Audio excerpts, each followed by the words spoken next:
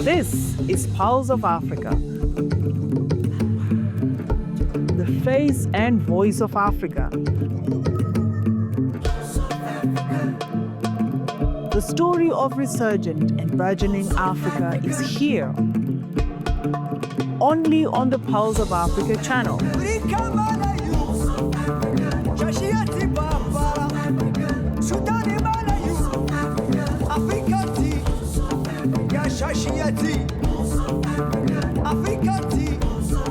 Pulse of Africa, the face and voice of Africa.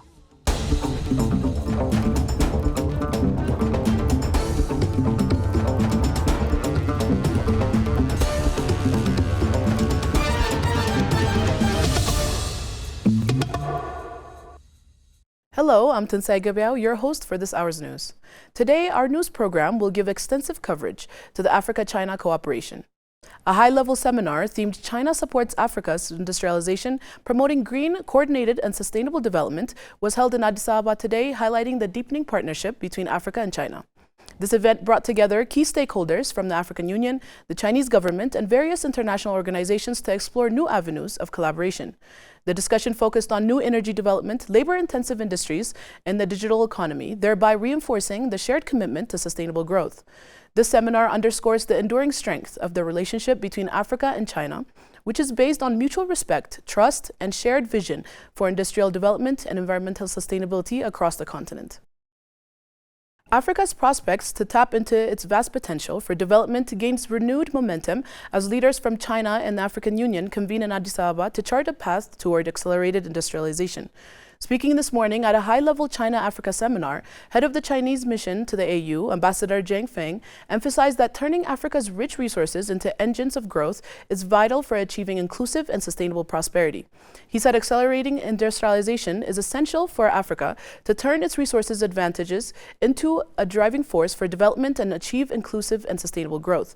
Ambassador Feng noted that under the AU's Agenda 2063 and the Action Plan for Accelerated Industrial Development of Africa, the continent has taken firm steps toward industrialization. The African Continental Free Trade Area are laying a strong market foundation, he noted, while national strategies being implemented in Ethiopia, Rwanda, and Zambia are driving local progress. Industrial zones established in countries like South Africa, Morocco, Egypt, Nigeria, and Côte d'Ivoire are promoting industries such as automotive, aviation, chemicals, cement, and textiles. Ambassador Jiang highlighted that China has long been a steadfast supporter of Africa's industrialization, with the Belt and Road Initiative serving as a major platform for cooperation over the past decade. He outlined the main areas of progress as comprising policy and trade, infrastructure development, as well as financial and human development.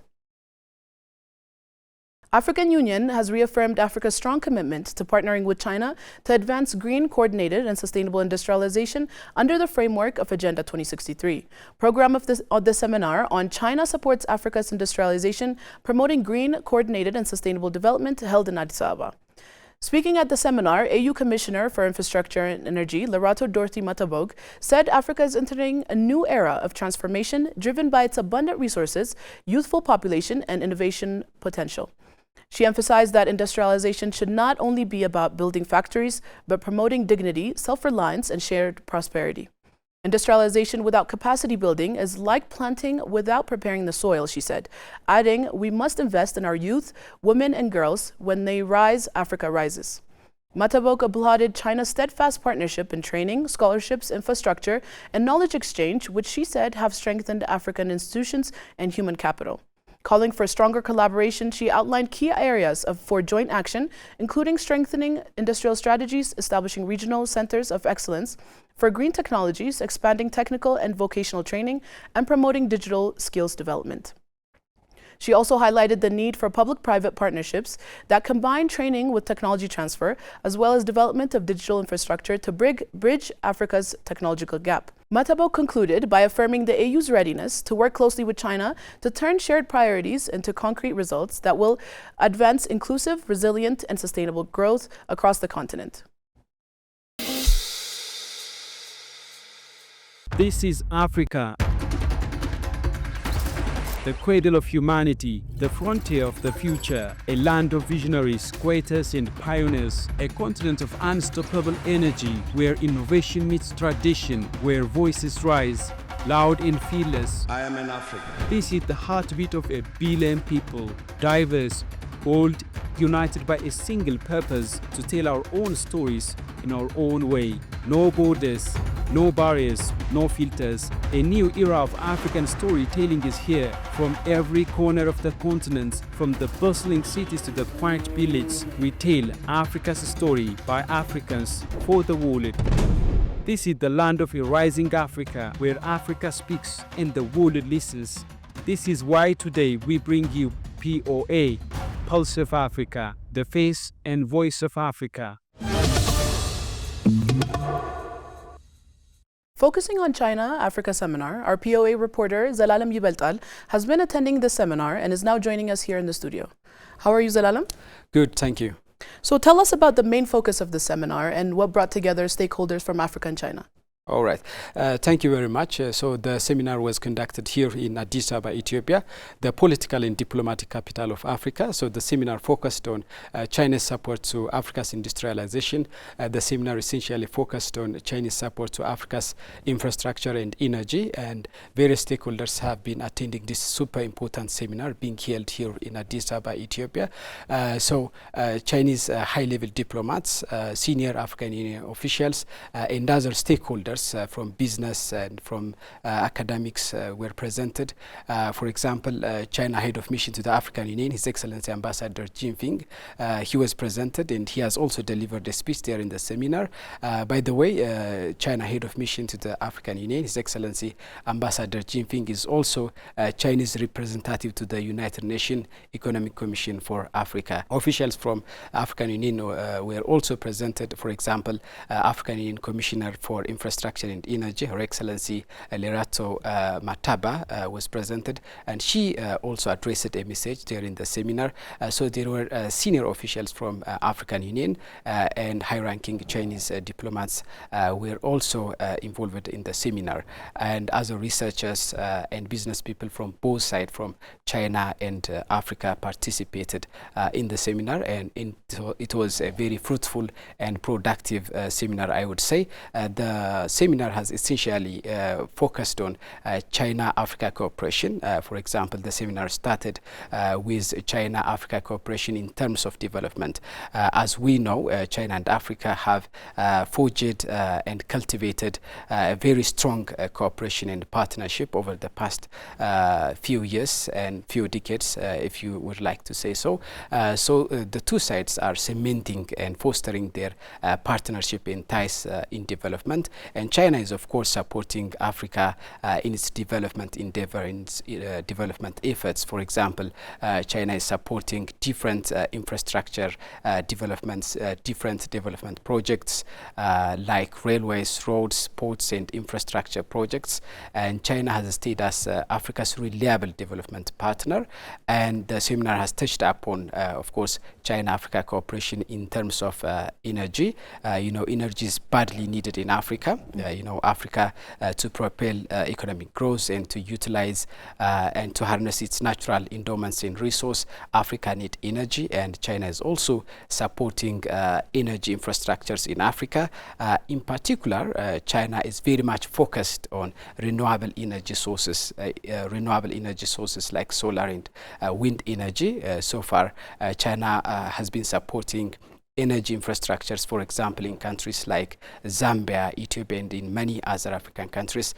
China is extending its support for many African countries. So China has showed its steadfast commitment to support Africa's energy infrastructure. And the seminar has also touched upon China-Africa cooperation in terms of industrialization, in particular in terms of labor-intensive manufacturing, labor-intensive industries, labor-intensive industries like textile industry, like garment industry, like agro-processing industries and others. China is supporting Africa's industrialization paths in many ways. For example, China is supporting the construction of industrial parks in Africa.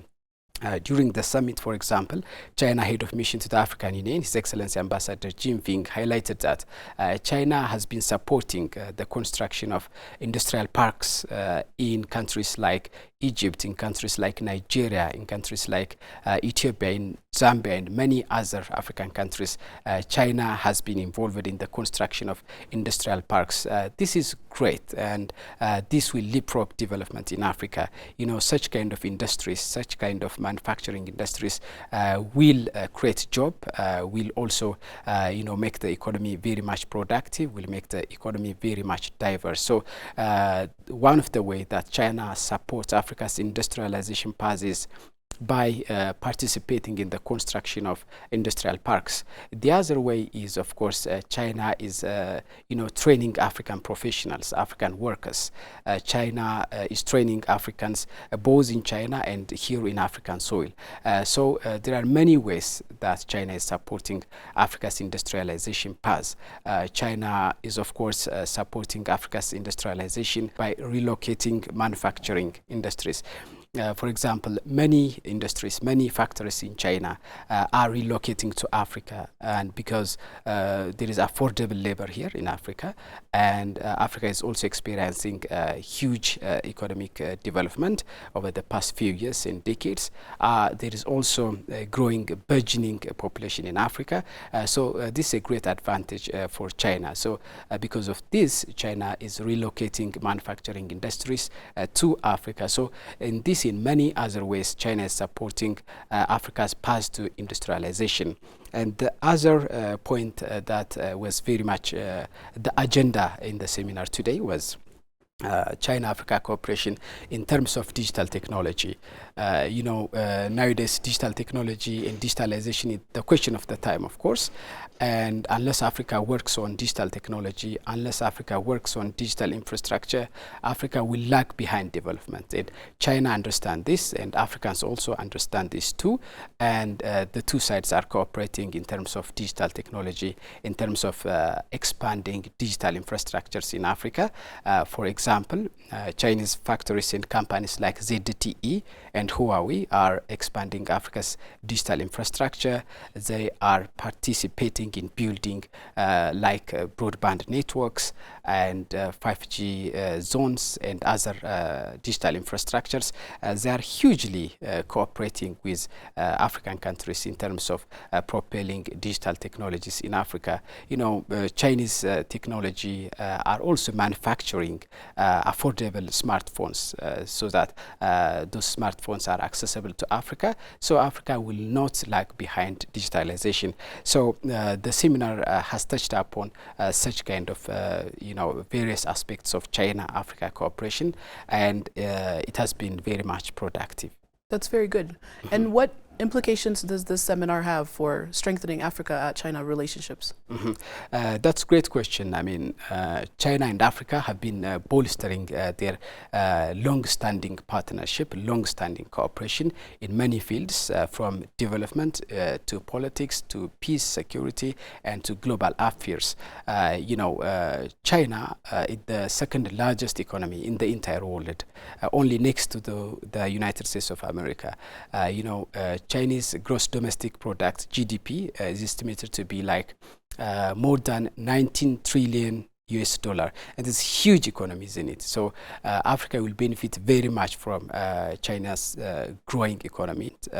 Africa is also experiencing fast economic growth. Many countries in Africa, for example, Ethiopia, Zambia, South Africa, Egypt, Tanzania, Ghana, and many African countries are experiencing rapid economic growth. So the economic growth in Africa, the population growth in Africa is becoming a huge market for Africa. So the cooperation between China and Africa will ensure mutual benefit for both sides. So the seminar will cement that long-standing partnership and cooperation between the two sides, between China and Africa. As I said, their cooperation spans from development to politics and global affairs. For example, these days, China is supporting Africa's legitimate quest for a permanent seat in the United Nations Security Council. So Africa, with a population of 1.3 billion and above, has no permanent seat in the Security Council, in the United Nations Security Council. So Africans are advocating for securing a permanent seat in the United Nations Security Council, and one of the members in the United Nations Security Council, China is supporting Africa's move, Africa's legitimate quest for a permanent seat in the Security Council. And in a reciprocal move, Africa is also supporting China when the need be in the global affairs. Africa is also showing their support for Africa's for Chinese influence and for Chinese global influence. So the two sides, China and Africa, are benefiting from their enduring, from their long-standing partnership, I would say. That was very insightful. Thank you for joining us, Zelalem. Thank you.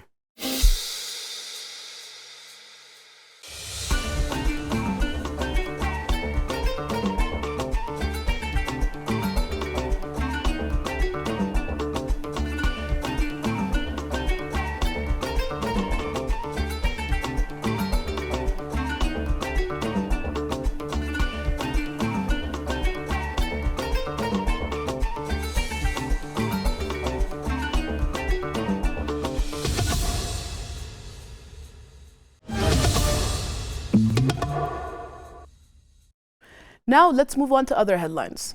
The Liberian Senate has unanimously passed the Cybercrime Act of 2025, aligning with the House of Representatives to bolster the nation's digital and cybersecurity framework. Presented by Senator Francis Dopo II, chairman of the Committee on Post and Telecommunications, the act defines cybercrime as any offense where ICT is central.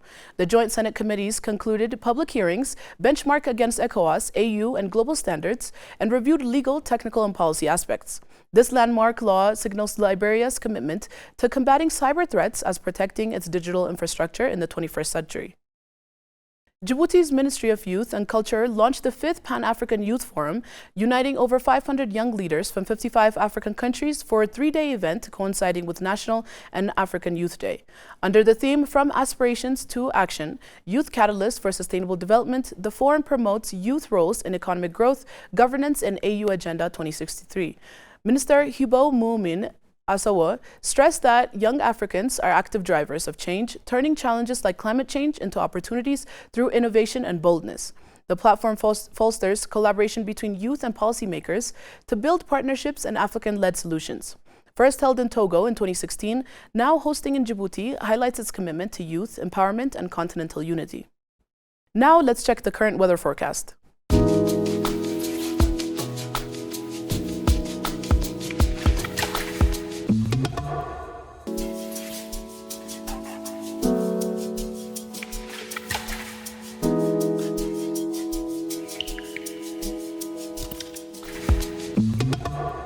Thanks for tuning in, and goodbye until the next Hour's News program.